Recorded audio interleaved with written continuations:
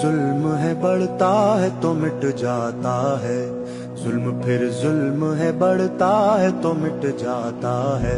এখন আর পিছনে যাওয়ার রাস্তাই নেই, পিছনে পুলিশ আর সামনে স্বাধীনতা। অবশ্যই আমরা সম্মানের সাথে মৃত্যু গ্রহণ করতে রাজি আছি।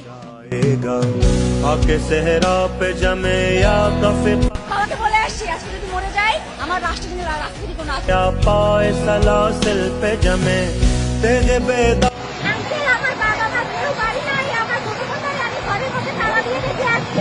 टपकेगा तो जम जाएगा, जुल्म फिर जुल्म है बढ़ता। কে এসেছে, কে এসেছে?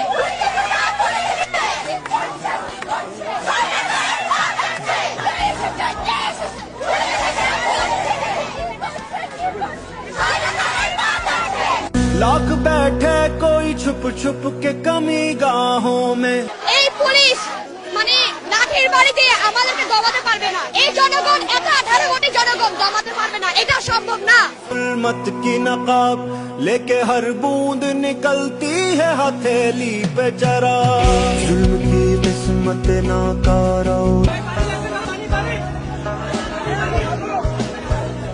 के ईमान से कहो मैं मिले।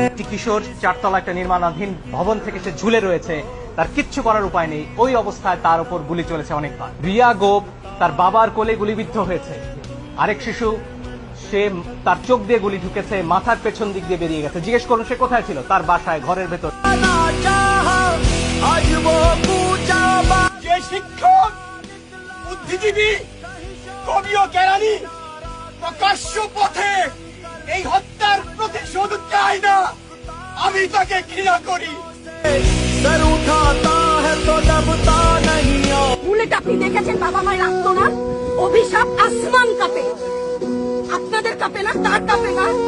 অভিশাপের ভয় হয় না? বুকগুলা চাচরা হয়ে গেছে আমার সন্তানদের।